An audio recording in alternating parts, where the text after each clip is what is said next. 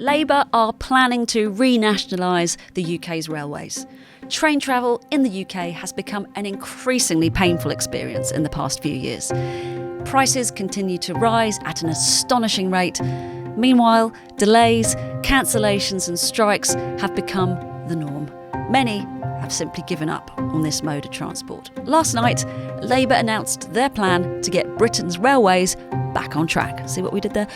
What does this mean, though? And could bringing trains back into public ownership really fix the dire state of rail travel in the UK? I'm delighted to be joined today in the studio by my colleagues, Freddie Hayward, political correspondent, and senior editor George Eaton, who's just interviewed Louise Haigh, the Shadow Transport Secretary, about these prospective plans. George, let's start with you then. But before we get into the detail, what's the state of the railways at the moment? Not very satisfactory, as anyone who's used them will know. Cancellations, delays, some of the highest rail fares in Europe.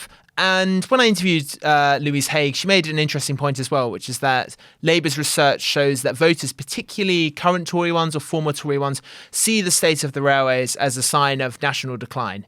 Britain, the country that launched the first railway line in 1825, that exported them to the world, it's become a bit of an international embarrassment, and people are always comparing them to other European countries, and we're close to the bottom of the pile.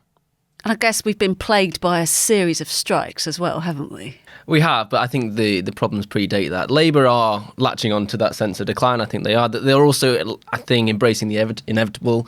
We've already seen many train operators fall into bankruptcy or not being able to provide their services. So the government is essentially, as the operator of last resort, taken over. So there's sort of, I think there's 6 or 7 or something like that operators around the country that are already being operated by the government. So this is just saying that once those contracts come to an end, then the government will essentially not renew them, and they'll take them into what they're calling Great British Railways. So it's sort of nationalisation bit by bit. They'll do it in a gradual. It'll be a gradual process, and the reason they're doing that is that they don't have to pay out compensation to those private companies. Yeah, I mean, before we get into the detail of what they're going to do, George, do you think this is going to be received happily on the left of the party? Because is it a nod to privatisation doesn't always work? It's renationalisation. Although they're reluctant to use that word. Absolutely. So, I mean, this is one of the few policies that has survived from Labour's 2019 manifesto. Very similar policy. And as you say, it sort of marks a recognition that public ownership has a role to play. Now, Labour don't sort of talk it up in radical language, but there's quite a distinctive strand. Imagine you've got the railways. They've said they'd launch GB Energy, a publicly owned clean energy company. Yeah. They'd have a national wealth fund. Louise Haigh, actually, the week before, has been talking about publicly owned bus companies. So this is a clear shift away from what would have been seen as the new Labour approach, which is very much, we'll run schools and hospitals, but the rest you leave largely to the market. So what are the details of this plan? As Freddie's already explained, it's not day one, scrap all the private operators and renationalise. What are the details, and what do they say they're going to do? So it's all of the contracts are due to expire in the first term of a Labour government. As they expire, 2027, 2028, they will take them into public hands. As Freddie says, there is precedent for this with the current rail operators. They're also going to launch this Great British Railways, which actually the government has promised, which is designed to act as a guiding mind. So it's public control. So you'll have more consistency over fares and the management of the railway. So it's designed to end this incredibly complicated and fragmented system. But it's important to point out they're not taking the rolling stock into public ownership. So that's the carriages and the locomotives. The Great British Railways would still have to lease those from private companies because there would be an upfront cost there. And when I interviewed Louise Haigh, she was very clear on the cost benefits she thinks of public ownership. She thinks the government could save 2.2 billion through this approach. Now, we'll wait and see on that. But the key thing is there is no upfront cost. So when I asked about water, lots of outrage at the water industry at the moment. There may have to be an emergency nationalisation of Thames Water, something like the entire industry taken into public ownership. She said, look, there would be an upfront cost there. It's not equivalent. And emphasised Rachel Reeves's sort of ironclad fiscal rules she described them as. So Labour are very keen to emphasise this will not cost the taxpayer. They say it will save money. I mean, this is the point, I think. It's a compromise between those two positions. We saw this policy be debated over the past 2 years. You've got to remember, cast our minds back to 2022 2022 when Rachel Reeves supposedly announced her fiscal rules, but really she said she was going to announce her fiscal rules at some point in the future. And in that interview, she essentially said that there's not enough money for nationalisation. That's when she said we're not going to do rail, mail, and water, I think it was. And then the Labour Party quickly clarified later on that day to say, well, there could be a positive role for public ownership in the rail industry. So there was that split, and I think they've come to that compromise now where you do take some of it into public ownership, but you do it without the cost. Is that really true? Is it going to be costless, if you like? Because obviously you'd expect the Conservative Party to say this, wouldn't you? But they're saying this is completely unfunded, that it will cost, but there's no bill attached. And the operators aren't happy. Again, you might expect that. But this morning, I think it's Andy Bagnall, the Chief Executive of Rail Partners, he's saying, the best of both worlds is to have this great British Railways that both parties are talking about, but then you harness the productivity, if you like, of the private operators. And he's saying without that commercial focus, the cost is going to creep up over the time. I mean, have Labour got an answer to that? Yes, so I put this point to Louise Haigh saying, look, the classic criticism of public ownership, and it was one made about British Rail and other nationalised industries, they're competing with other political priorities, schools, hospitals, and the Treasury obviously has limited resources. She made the argument that there are cost savings she thinks to be made from a more integrated system, that no one could say the private firms are performing adequately at the moment. But I do think the challenge for Labour politically will come when do passengers see a day-to-day difference? There's going to be a lot of noise now about this being one of Labour's big radical policies, and you're raising expectations of a transformation on the railways. And some might think of cheaper fares. The reality is Labour has made very few big spending pledges. And they've not committed to that noticeably, have they? Those it's concentrated on have been the NHS, schools, childcare. There are lots of different priorities. And so I think the idea that they're going to suddenly make rail travel far more affordable for largely middle-class commuters, it's not realistic. Just on the pricing point, the rail industry have been saying today and yesterday that the reason that prices have increased so much, I think it's about 20% in real terms, is because the government subsidies fallen back. So the government made the choice that we're going to give the rail industry less money, and therefore they had to increase prices to account for that. So if you do want to see prices fall, as many people do, because they think it's so expensive now, and as you said, it's one of the most expensive in Europe, then you probably do need that government subsidy. And if that's not going to come, then you're probably not going to see the price fall. Do you think prices are going to go up? I noticed that Louise Haigh this morning, doing the broadcast round, was very keen to dodge that question and said, well, we're not aiming to put them up, but of course. But is it likely that they will? I think a lot depends. Prices always go up, Hannah. Yeah, a lot depends on what happens to inflation. I think a slower rate of price increase and giving commuters more transparency and choice over prices. I think there are ways of creating a better system of fares, a more rational, a more transparent one than we have at the moment, I think, without promising big subsidy. Because as Freddie says, ultimately, that's going to be taxpayers' money that then can't be used elsewhere. And the railways have become much more of a political priority than in the past. But I think the reality is, Labour is going to have to put probably the health service and defence. Actually, to look at the big picture.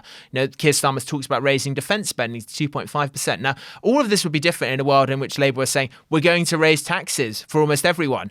They're doing the opposite. They are saying we're going to get the economy growing. That's how we'll generate more revenue. We'll have limited tax rises. So that, again, makes the fiscal picture much more complicated than people might hope. It's interesting on the economic growth point and how they've sold this policy. I think they've sold this in a very passenger-focused, technocratic way. I think Louise Haigh in the policy document essentially describes herself as the passenger-in chief, which is extremely cringeworthy, but it also points to their priorities. I quite like that. Well, there you go. Well, sorry, Hannah. And if you go through the announcement as well, it's all about streamlining fares, it's about contactless, it's about having a passenger standards authority.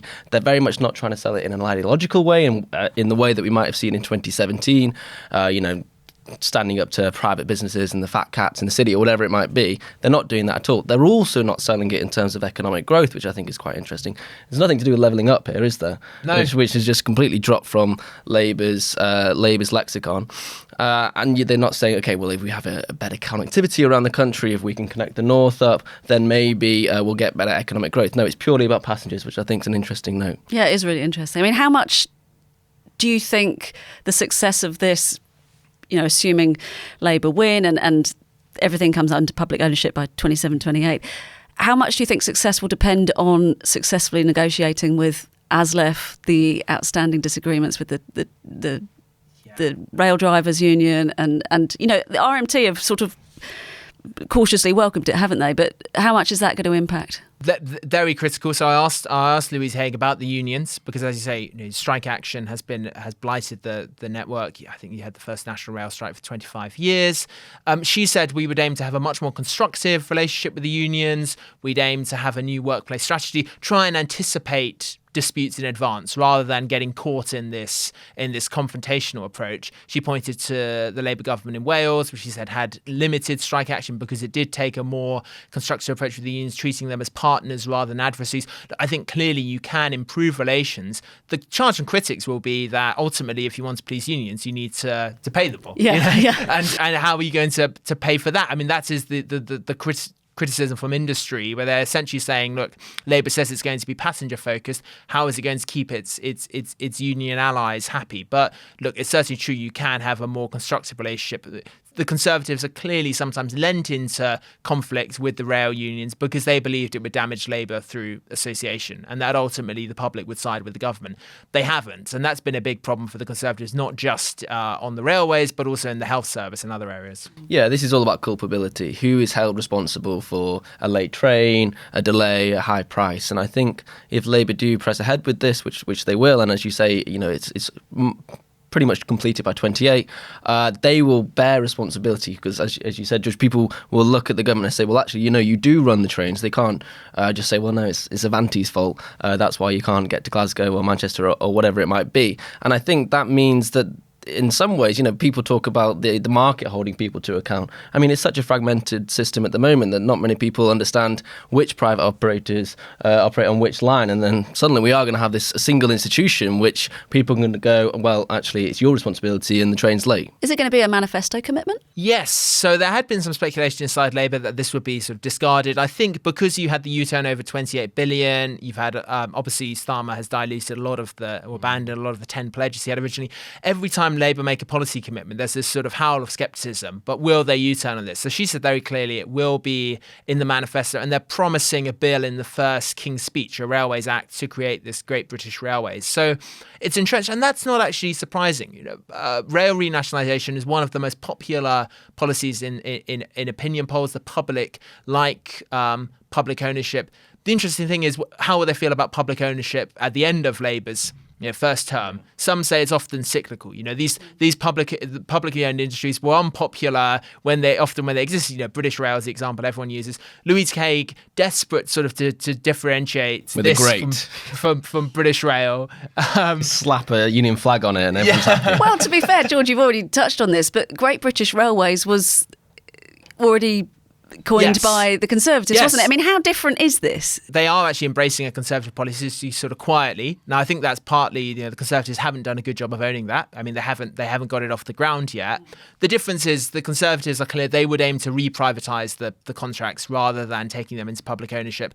And even though, as we've discussed, you've got quite a number of publicly owned operators already, doing it all in one term, it's quite a big administrative job. So I think that's the other challenge. It's one thing for the government to often intervene, a sort of emergency nationalisation because a contract's been defaulted on. It's another thing to do it across the entire network. So that's quite a big job too. Just on the polling and how the public view it, Ben Walker, our polling specialist, he's done a great piece in Morning Call this morning, which you can sign up to in the description. Nice plug. Always, I try and slip that in every single day.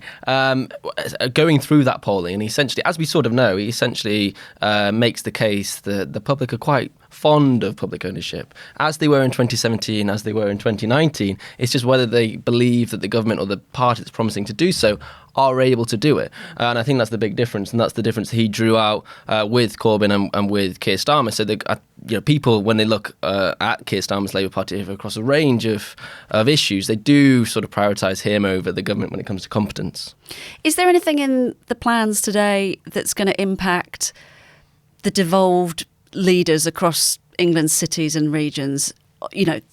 We know that services, particularly in the north and northwest of England, are terrible, particularly connectivity. Is there anything in today's announcement that's going to change that? On the north, Louise Haigh did commit to Northern Powerhouse Rail, an east to west line. Didn't sort of specify the exact routes, but that was a clear commitment. Said they would not restart the second leg of HS2, but they will need to look at capacity north of Birmingham. She made the point, I think a good one, that HS2 was always really missold. Everyone was focused on reduced journey times, higher speeds. Actually, really, a lot of it was about capacity. And I think had it been sold on those grounds, maybe it would have been less vulnerable to the cancellation. Yeah, I think almost Northern Powerhouse Rail could be more transformative and consequential than the nationalisation of the operators, if it actually happens. You speak to the government and they're quite positive and optimistic about trying to get it in place or trying to establish the plans before the general election. So there's some consensus between the two parties there. There were huge questions when HS2 was cancelled about whether HS3, which is North Powerhouse Rail, could go ahead. The government, the Labour and the government have said they will. Let's see. Is it ambitious enough? I think for a first term, it is. I think ultimately, is there a plan that's really going to sort of transform the network in one term? I think that's an open question. I think the reality is, as with so many services, some of it's about improved efficiency, some of it improved productivity, improved morale, actually, better relations with the workplace. All of this is good, sort of sensible policy making. But the reality is, you do need more money at certain points to get improvements, and Labour's got a limited pot, and where they spend it, I think a lot of that will just be shaped by the political priorities of the moment. And you've both mentioned already that it is something that the public like. I mean, is it a vote winner? Absolutely. No, I think it really is. I think this is a policy that will have real cut through. It's been Labour policy for a while, but quietly. Yeah. And what they're doing, they're not announcing new policies, but they are sort of re-announcing them with much sort of in bolder and clearer language. So I think this will be a big vote winner, and it might attract back some people, who've actually said they wouldn't vote or defected to the Greens, because it is the kind of policy that people liked in 2017, 2019, and the kind of policy that might also appeal even to Conservative votes. Polling shows public ownership is popular among Conservative voters. They're much less sort of ideological than the likes of Liz Truss about the state and the markets. And Boris Johnson was talking up public ownership in various forms at points, and levelling up was in many ways a sort of government driven project. So I think that's it's those voters Labour's pitching to as much, if not more, than the left. Labour's most popular policy is Great British Energy, and that's part of the reason that they switch from decarbonising the electricity system by 2030. That was the original mission, to Great British Energy. So I think it's interesting. I think we're seeing a similar thing here. Great British Energy. It's a publicly owned energy company that's going to help with the green transition, and this is similar. I mean, I described it in Morning Call today that as sort of like ecumenical populism. You've got this economic populism. They are literally slapping union flags on everything. They can't stop, which I think is a good vote winner. The problem, though, it doesn't really go that far. I mean, going back to what we were saying earlier about who's the target, how they're selling it. Well, it's very passenger focused. It's very much about reversing decline. It's about bringing the country together. It's about having some pride in these institutions. There's no enemy. There's no who are we opposed to, who are we against, and that makes it tricky, I think, to establish a narrative, a story, and and that's one of the biggest. It's quite refreshing as well, though, isn't it? Quite grown up, dare I say? Well, maybe for you. Yeah, no, I think it is, but it's still the case. It's still the case, and it's a difference, right? It's a difference from 5 years ago and from the Corbyn era. Thanks so much. Thanks so much for watching. We'd love to know what you think. Please make sure you leave your comments below. And if you enjoyed watching this podcast, you can watch more of our videos on our YouTube channel. And don't forget to like and subscribe.